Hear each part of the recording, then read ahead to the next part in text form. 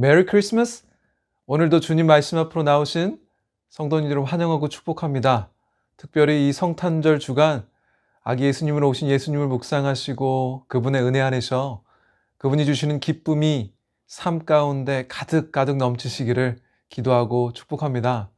오늘은 새생명교회를 위해 기도함으로 주님께 나아가겠습니다. 새생명교회 모든 성도님들이 어려운 때에 하나님 뜻대로 거룩한 기도의 사명을 잘 감당할 수 있도록 주님 보호하시고 은혜 베풀어 주시옵소서. 주님 앞에 겸비한 자세로 무릎 꿇는 기도하는 교회 되게 하시고 어둠 가운데 빛의 역할을 감당하는 예수님 몸된 교회가 되게 하여 주시옵소서. 새생명교회를 지켜 보호하여 주시고 각지의 처소에서 드려지는 모든 예배를 간섭하여 주시옵소서. 어린아이서부터 어르신들에게 이르기까지 모든 성도님들을 눈동자처럼 보호하여 주시옵소서. 또한 새생명교회를 긍휼히 여겨주시고 회개의 영을 부어주시고 거룩한 성령의 새바람 부흥의 불길 타오르게 하셔서 하나님의 나라와 그리스도의 복음의 증거자들 되게 하여 주시옵소서.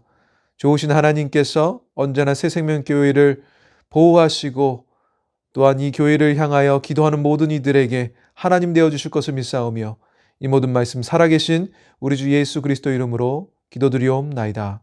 아멘. 오늘 주님께서 허락하신 말씀 같이 보도록 하겠습니다. 주님께서 허락하신 말씀은 갈라디아서 1장 11절로 17절 말씀입니다. 갈라디아서 1장 11절로 17절 말씀입니다. 제가 봉독해 올려드리도록 하겠습니다. 형제들아 내가 너에게 알게 하노니 내가 전한 복음은 사람의 뜻을 따라 된 것이 아니니라. 이는 내가 사람에게서 받은 것도 아니요 배운 것도 아니요 오직 예수 그리스도의 계시로 말미암은 것이라. 내가 이전에 유대교회에 있을 때에 행한 일을 너희가 들었거니와 하나님의 교회를 심히 박해하여 멸하고 내가 내 동족 중 여러 영갑자보다 유대교를 지나치게 믿어 내 조상의 전통에 대하여 더욱 열심히 있었으나 그러나 내 어머니의 태로부터 나를 택정하시고 그의 은혜로 나를 부르시니가 그의 아들을 이방에 전하기 위하여 그를 내 속에 나타내시기를 기뻐하셨을 때에 내가 곧 혈육과 의논하지 아니하고 또 나보다 먼저 사도된 자들을 만나려고 예루살렘으로 가지 아니하고 아라비아로 갔다가 다시 다메섹으로 돌아갔노라. 아멘. 하나님의 말씀입니다.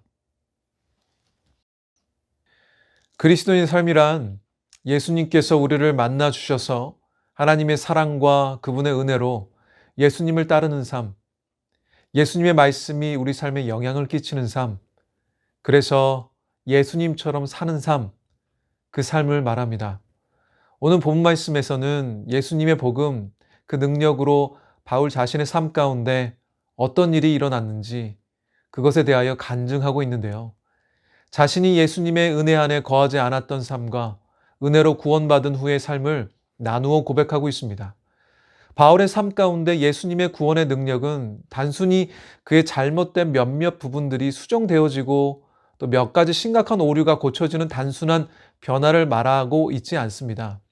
바울은 오늘 본 말씀을 통해서 예수님을 만난 인생으로 예수님이 그의 인생을 송두리째 변화시켰다고 고백하고 있습니다. 이처럼 예수님의 은혜로 하나님께 부르심받은 우리들의 삶은요, 이렇게 비포와 애프터가 있는 삶이 되어지게 됩니다. 즉 하나님의 은혜가 없는 삶에서 하나님의 은혜로 구원받은 삶으로 뚜렷하게 나누어지게 된다는 것입니다. 그런데 어떻게 이 두 삶이 같을 수가 있을까? 같지 않겠죠. 당연히 다를 수밖에 없습니다. 예수님을 만나 그분의 은혜 안에 거하는 삶은 단순히 우리의 그 순간에 결핍된 필요가 채워지는 것으로 끝나는 것이 아니라 우리의 삶 전체가 충만하게 채워지는 경험이 있어지게 되는 것입니다. 그것이 예수님을 만나 예수님을 따라 사는 인생 가운데 일어나는 일인 것입니다. 오늘 바울은요, 그 인생을 송두리째 변화시킨 복음의 능력이 오직 하나님께만 있다고 선포하고 있습니다.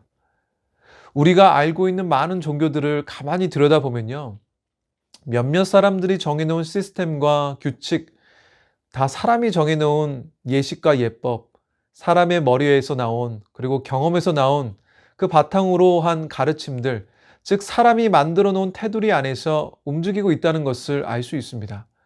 각 종교가 가지고 있는 경전 혹은 예식 예법 등은 가만히 들여다보면요, 다 사람에 의해 만들어졌고 사람에 의해 발전되었고 사람에 의해 발명되었습니다. 사람의 생각에서 온 사람이 창조자가 된 종교들이라는 것이죠. 하지만 바울이 선포하고 있는 복음은 어떻습니까? 오늘 본문 11절, 12절에서 바울은 담대히 선포하고 있습니다. 11절, 12절 다시 보도록 하겠습니다. 형제들아, 내가 너희에게 알게 하노니 내가 전한 복음은 사람의 뜻을 따라 된 것이 아니니라. 이는 내가 사람에게서 받은 것도 아니요 배운 것도 아니요 오직 예수 그리스도의 계시로 말미암은 것이라. 아멘. 바울이 뭐라고 말하고 있습니까? 바울은 하나님께로 온 것이며 하나님의 복음이다 라고 말하고 있습니다. 바로 하나님이신 예수님의 복음이라는 겁니다. 복음의 순수성을 말하고 있는 것인데요. 우리의 죄 씻음도, 우리의 구원도, 십자가에서 보이신 예수님의 은혜도 바로 하나님의 계획이요, 하나님의 지혜요, 하나님의 사랑이라는 것입니다.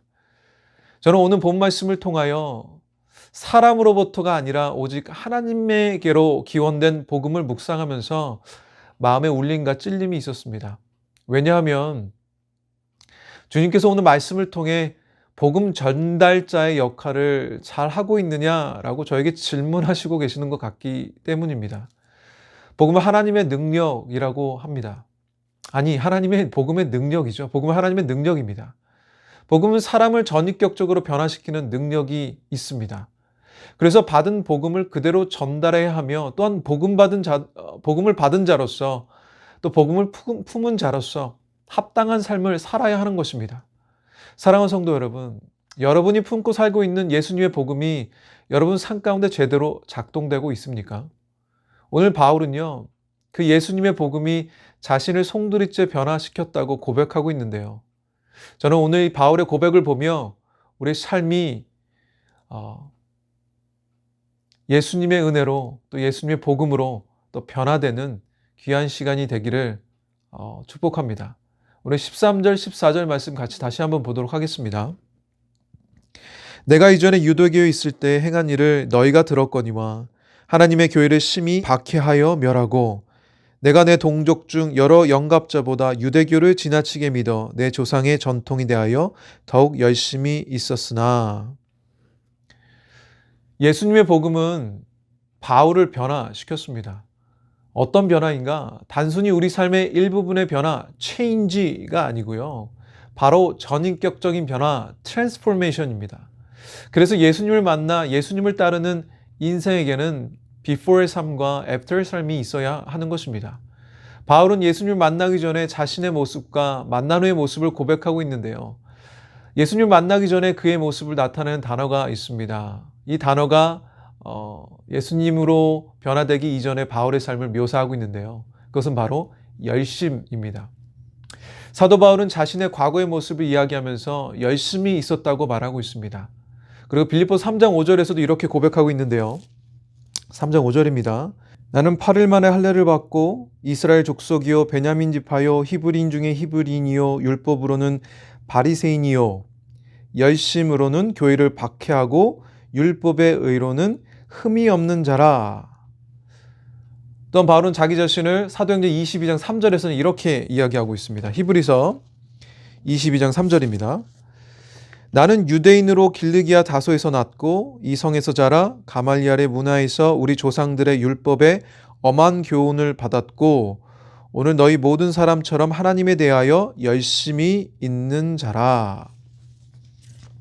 바울이 과거를 이야기할 때마다 자신을 표현할 때 빠지지 않았던 단어가 있었는데요. 그것이 무엇입니까? 바로 열심이었습니다. 도대체 열심히 살았던 그의 삶이 뭐가 잘못된 것일까요? 어쩌면 이렇게 질문할 수 있을 것 같아요. 우리도 열심히 사는 인생 좋아 보이지 않습니까? 또 열심히 사는 여러분들의 삶이 있을 텐데요. 도대체 열심히 사는 것이 뭐가 잘못된 것일까요?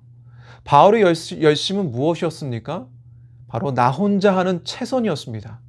자신이 방법대로 최선, 즉 내 자신을 믿고 나를 높이기 위한, 남들보다 더 나아지기 위한 최선, 그것이 오늘 바울이 이야기하는 자신의 과거의 모습, 열심이었던 것입니다. 그렇다면 그 반대는 무엇일까요? 열정입니다. 하나님 안에서의 최선을 말합니다. 오늘 사도 바울의 과거의 자신의 모습을 고백하는 모습 속에서 무엇을 이야기하고 싶은 걸까요? 이런 것입니다. 우리가 교회 생활하면서요, 열심히 하려고 합니다. 그런데 그 열심의 결과는 무엇일까요? 열심히 하는데 피곤하고 지치고 힘들다는 것입니다. 그리고 스스로 열심히 했다고 생각하고 주위를 둘러보면서 나처럼 열심히 하지 않는 사람들이 없는 것처럼 보이고 또 열심히 안 하고 있는 사람들을 바라보면서 손가락질하고 정죄하게 되는 겁니다. 그래서 그런 열심을 가진 사람들은요, 늘 무언가 화가 나 있고 얼굴에는 분노가 가득해 있습니다. 이것이 바울 자신의 모습이었다는 거예요. 그의 과거가 이랬다는 것입니다. 율법으로 흠이 없는 자였습니다. 얼마나 율법을 지키기 위해서 최선을 다했을까요? 얼마나 열심히 했을까요? 그는 열심히 산 사람이었습니다. 열심히로는 따라올 자가 없었어요. 그런데 어떻습니까? 그는 늘 화가 나 있었습니다. 분노에 있었어요.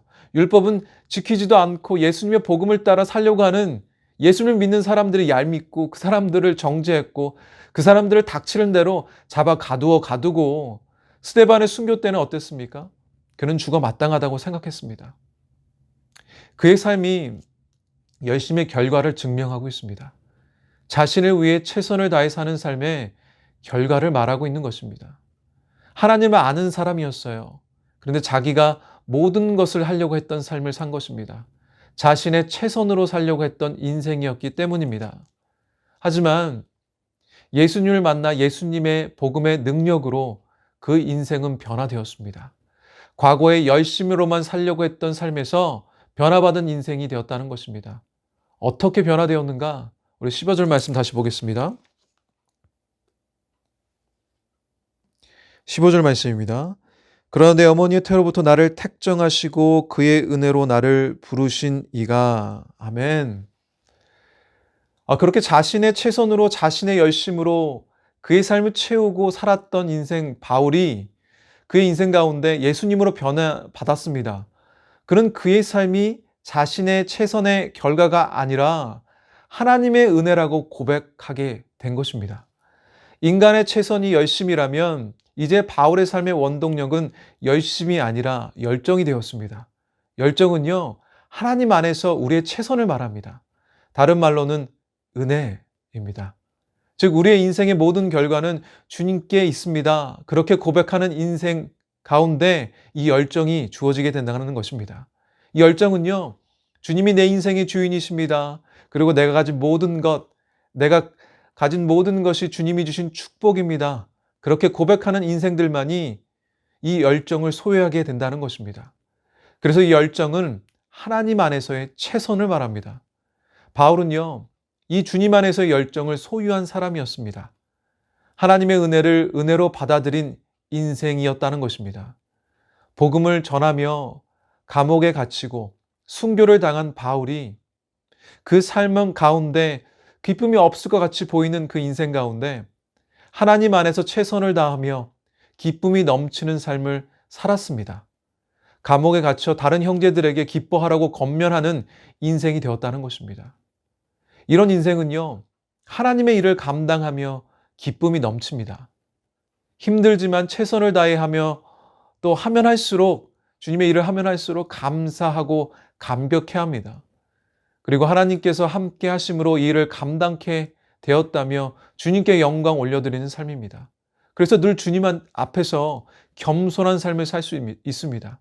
또 그런 삶은 어떤 삶입니까? 섬김의 자리에 나아가 다른 사람들을 품고 섬기는 자가 되어집니다. 하나님의 은혜를 은혜로 깨닫고 주 안에서 최선을 다해 사는 삶, 그 삶이 바로 하나님의 능력 복음으로 삶이 송두리째 변화받은 삶인 줄 믿습니다.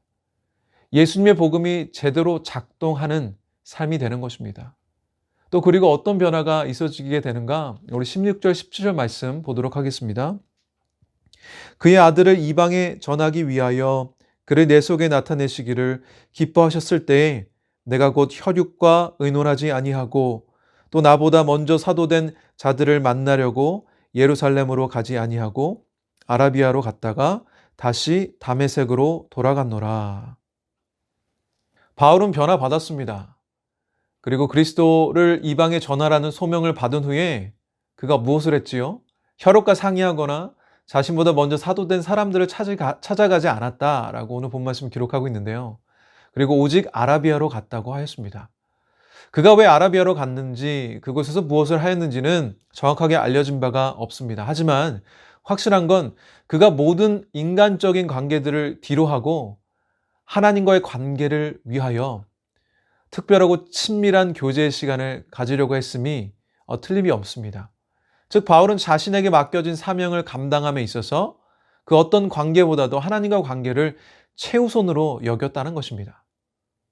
그리스도의 복음이 제대로 작동되는 삶은 바로 하나님과의 관계를 최우선으로 생각하는 삶을 말합니다.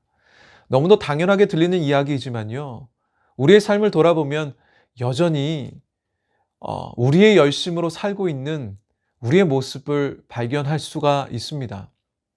하나님을 알지만, 예수님의 십자가를 알고 있지만 여전히 열심으로, 내 열심으로 살고 있는, 그리고 나 혼자 하는 최선으로 살고 있는 우리의 모습이 있다는 것입니다. 하나님 안에서 최선을 다하시는, 하나님이 주시는 열정으로 사시는 여러분 되시기를 축복합니다. 하나님과의 관계를 최우선으로 여기시기를 예수님의 이름으로 축복합니다. 그럴 때 하나님의 능력 복음이 여러분들 삶을 변화시키는 줄 믿습니다. 그리고 예수님의 복음이 복음되는 줄 믿습니다. 오늘 바울의 예수님을 만난 후의 삶의 고백이 여러분들의 고백되어 주시기를 예수 그리스도 이름으로 축복합니다. 기도하시겠습니다. 좋으신 하나님 감사합니다. 예수님의 복음으로 변화된 바울의 삶을 우리가 들여다보게 하시고 그 고백을 듣게 하여 주심에 감사합니다. 좋으신 하나님, 우리 삶 가운데 예수님을 만난 이후의 삶이 주어지기를 원합니다. 그리고 그 변화된 삶을 나누며 주님께 영광 올려드리는 오늘 하루 되게 하여 주시옵소서. 좋으신 하나님, 주님께서 허락하신 그 복음으로 내 삶 변화되었음을 다시 한번 깨닫고 주님께 감사하며 영광 올려드리는 오늘 하루 되게 하여 주시옵소서. 우리에게 변화된 삶을 허락하여 주심에 감사합니다. 예수님의 능력 복음을 우리에게 허락하여 주심에 감사합니다. 우리가 드리는 최선이 하나님 안에서 드려지는 최선이 되게 하여 주시옵소서.